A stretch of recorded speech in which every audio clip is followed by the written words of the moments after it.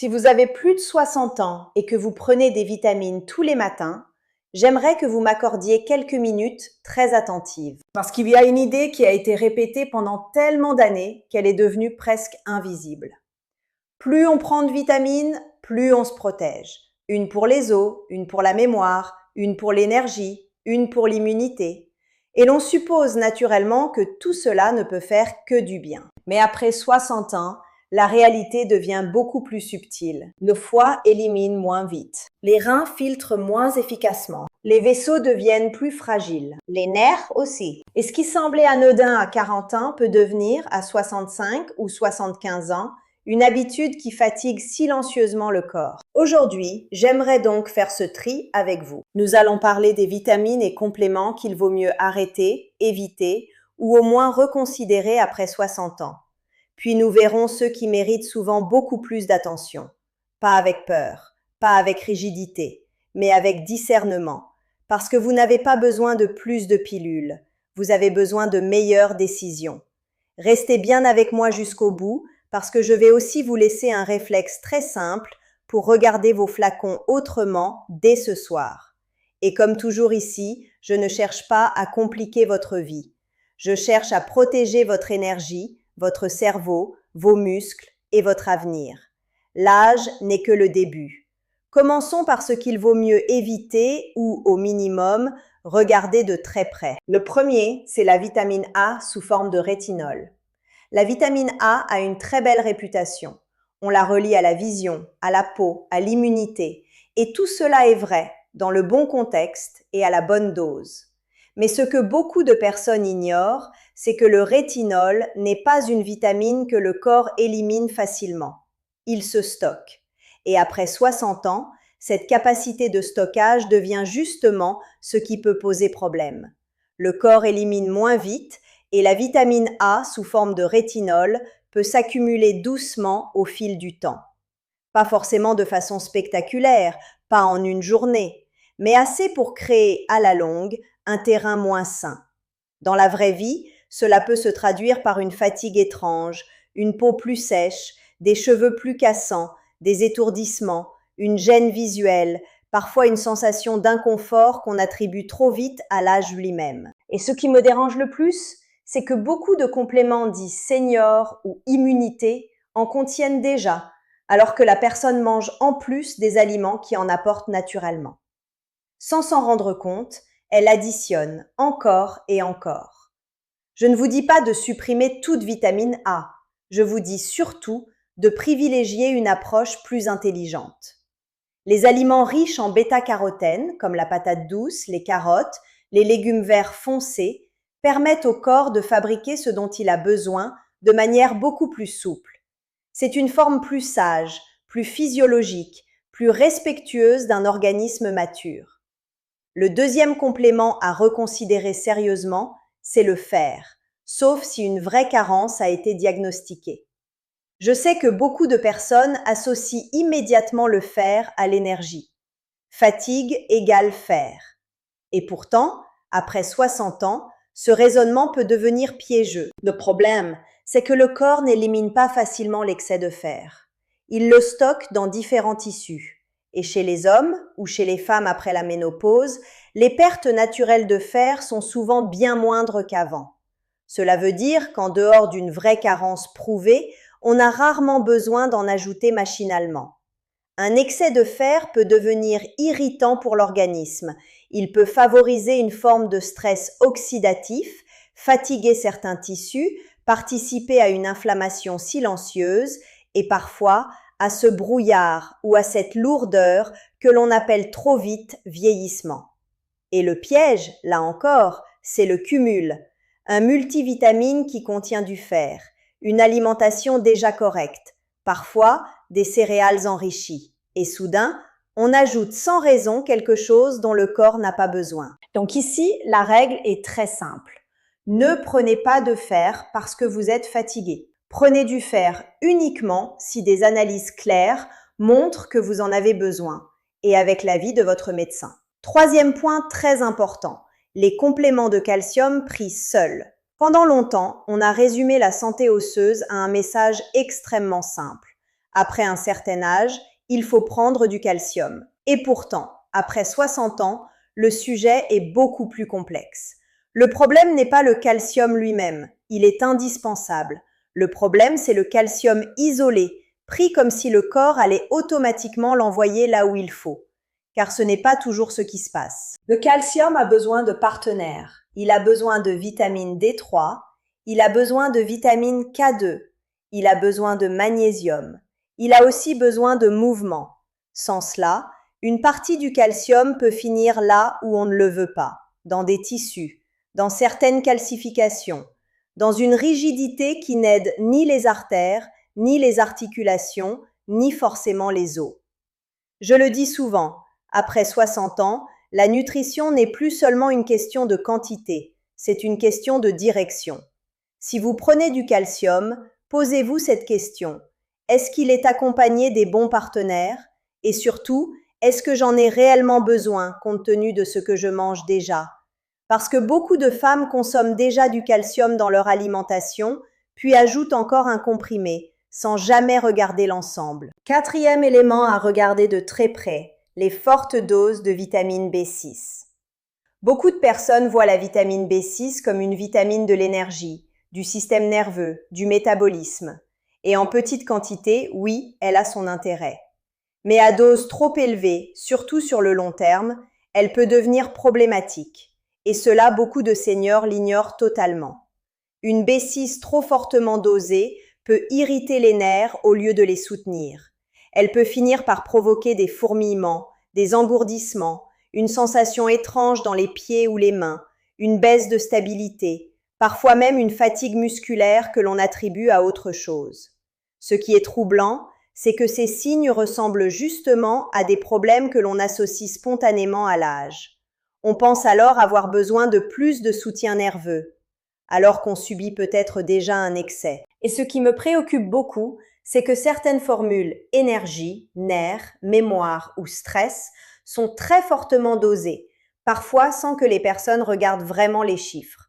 Après 60 ans, votre système nerveux a besoin de finesse, pas de mégadose. Maintenant, j'aimerais passer à la partie beaucoup plus encourageante, ce que le corps mature a souvent davantage intérêt à recevoir. Le premier grand allié, c'est le magnésium. S'il y a un nutriment silencieusement sous-estimé après 60 ans, c'est bien lui. Les signes d'un manque sont parfois très banals. Sommeil léger, réveil nocturne, crampes, fatigue diffuse, irritabilité, tension intérieure, raideur musculaire, transit paresseux, récupération moins bonne. Et parce que ces signes sont banals, on les banalise. Le magnésium participe à une quantité impressionnante de fonctions dans le corps.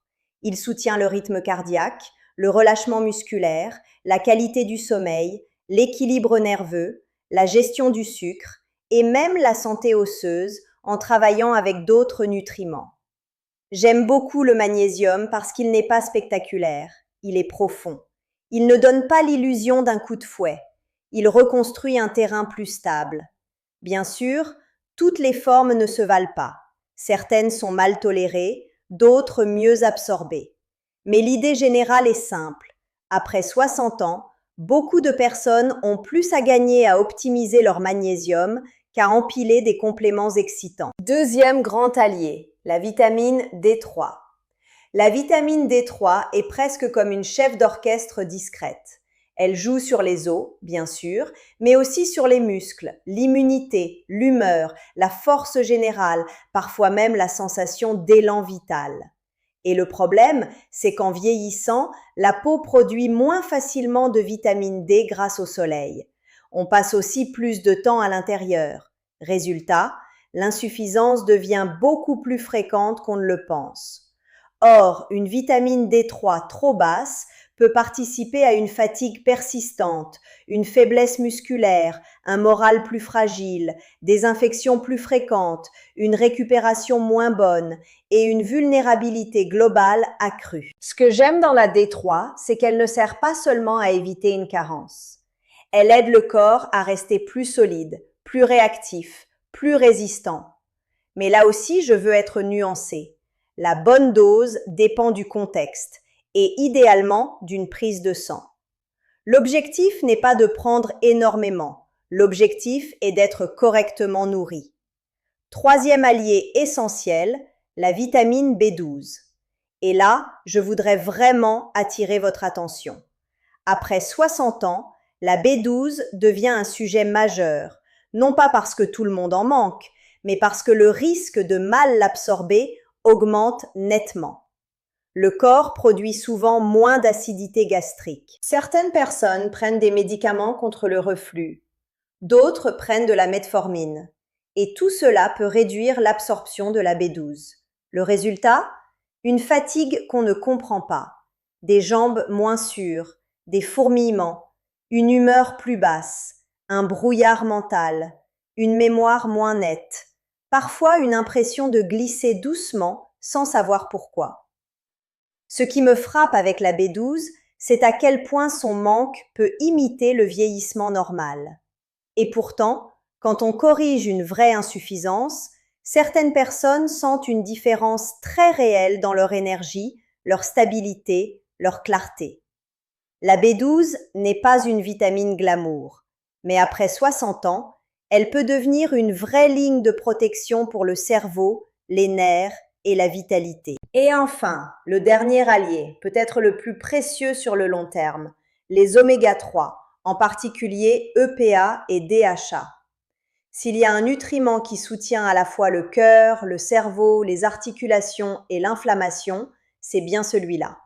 Après 60 ans, l'inflammation silencieuse devient l'un des grands ennemis du bien vieillir. Elle participe à la raideur, à la fatigue, à certaines douleurs, à la vulnérabilité cardiovasculaire et à cette impression de lourdeur générale que beaucoup de personnes finissent par considérer comme normale. Les oméga 3 aident à apaiser ce terrain. Ils soutiennent les vaisseaux, ils aident le cerveau, ils participent à une meilleure fluidité. Ils peuvent rendre le corps un peu moins rugueux de l'intérieur, si je puis dire. Ce que j'aime avec les oméga 3, c'est qu'ils travaillent dans la durée. Ils n'offrent pas une sensation spectaculaire immédiate. Ils construisent une base plus protectrice, plus souple, plus durable. Bien sûr, la qualité du produit compte énormément. Et si l'on peut manger régulièrement des poissons gras de bonne qualité, c'est encore mieux. Mais pour beaucoup de personnes, un bon complément bien choisi peut être une vraie aide. Alors, qu'est-ce que tout cela nous apprend au fond ? Que vieillir en santé ne consiste pas à avaler plus de pilules. Cela consiste à devenir plus sélective, à regarder les formes, à regarder les doses, à comprendre ce que votre corps élimine mal, à distinguer les vraies aides des automatismes hérités d'une autre époque. Après 60 ans, vous n'avez pas besoin de tout prendre, vous avez besoin de prendre juste.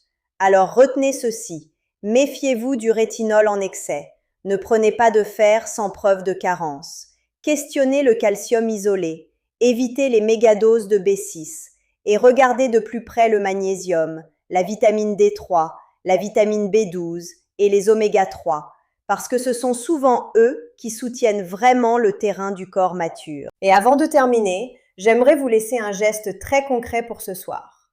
Ouvrez votre placard, sortez vos flacons, lisez vos étiquettes, demandez-vous « Qu'est-ce que je prends par réelle nécessité ? Qu'est-ce que je prends par habitude ? Qu'est-ce qui est trop dosé ? Qu'est-ce qui manque peut-être vraiment à mon corps ?» Rien que cette prise de conscience peut déjà changer beaucoup. Parce que votre avenir ne se construit pas dans les grandes promesses. Il se construit dans ces petits gestes répétés, dans ce que vous gardez, dans ce que vous remplacez, dans ce que vous cessez enfin de prendre machinalement. Vous avez passé votre vie à prendre vos responsabilités. Il est temps aussi de prendre la responsabilité douce, intelligente et protectrice de ce que vous mettez dans votre corps. Alors ce soir, avant votre prochaine poignée de vitamines, posez-vous cette question. Est-ce que ces compléments soutiennent réellement le corps que j'ai aujourd'hui ? Parfois, une nouvelle phase de force commence simplement en retirant ce qui fatigue et en gardant seulement ce qui aide vraiment. Prenez soin de votre cœur, prenez soin de vos nerfs, prenez soin de vos os, prenez soin de votre cerveau. Et n'oubliez jamais ceci, l'âge n'est que le début.